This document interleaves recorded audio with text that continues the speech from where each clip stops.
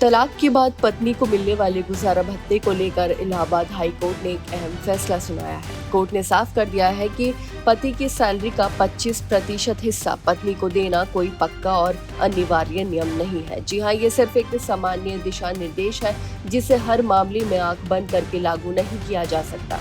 Justice अचल सचदेव की अदालत ने कहा कि गुजारा भत्ता तय करते समय अदालतों को पति पत्नी की आर्थिक स्थिति, जरूरतों, जीवन स्तर और मामले के तथ्यों को ध्यान में रखना होता है। वहीं अगर परिस्थितियां अलग हैं तो अदालत 25% से कम या ज्यादा रकम भी तय कर सकती है। ये मामला कानपुर देहात के एक दंपति का है जिसमें पति पिंकू उर्फ प्रीति और उनके पति श्रेय अजय प्रकाश के बीच कानूनी विवाद चल रहा था। पति ने पत्नी के खिलाफ तलाक की याचिका दायर की थी जिसे अदालत ने मंजूर कर लिया था। इसके बाद पति ने फैमिली कोर्ट के उस आदेश को चुनौती दी जिसमें पत्नी को हर महीने गुजारा भत्ता देने का निर्देश दिया गया था।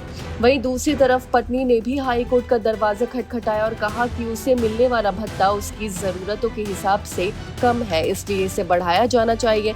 दोनों पक्षों की याचिकाओं पर हाई कोर्ट ने एक साथ सुनवाई दी।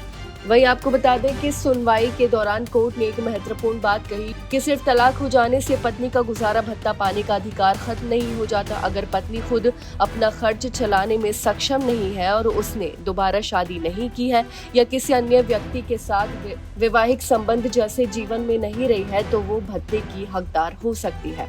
कोर्ट ने यह भी कहा कि गुजारा भत्ते का उद्देश्य केवल पत्नी को किसी तरह जीवन चलाने के लिए पैसा देना नहीं है। इसका मकसद ये सुनिश्चित करना है कि तलाक के बाद भी पत्नी सम्मान और गरिमा के साथ अपना जीवन जी सके। वह इस मामले में हाई कोर्ट ने निचली अदालत का आदेश की समीक्षा करते हुए पाया कि भत्ता तय करते समय सभी जरूरी तथ्यों पर सही तरीके से विचार नहीं किया गया था। पत्नी की वास्तविक आय और आर्थिक स्थिति से जुड़े दस्तावेजों को पूरी तरह नहीं देखा गया। वही रिकॉर्ड के अनुसार पति की कुल सैलरी 86,674 रुपए प्रति माह थी। कटौतियों के बाद उसके खाते में लगभग 67,043 रुपए आते थे। कोर्ट ने ये भी ध्यान दिया कि पति ने सुप्रीम कोर्ट के निर्देशों के अनुसार अपनी संपत्ति, आय और देनदारियों का पूरा हलफनामा दाखिल नहीं किया था।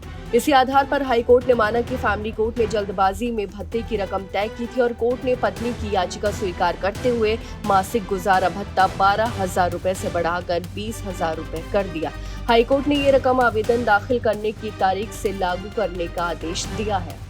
वही आपको बता दें कि फैसले का सबसे बड़ा संदेश ये है कि तलाक के बाद गुजारा भत्ता कोई तय फॉर्मूला नहीं है। अदालत हर मामले में पति की आय, पत्नी की जरूरत, जीवन स्तर और परिस्थितियों को देखकर फैसला कर सकती है। 25% सैलरी का नियम सिर्फ एक मार्गदर्शन है। अंतिम फैसला हमेशा मामलों के तथ्यों के आधार पर होगा। आपकी इस बारे में क्या राय है, हमें कमेंट करके जरूर बताएं। फिलहाल इस खबर में बस इतना ही और ऐसी ही तमाम खबरों को देखने के लिए देखते रहिए भारत एक्सप्रेस।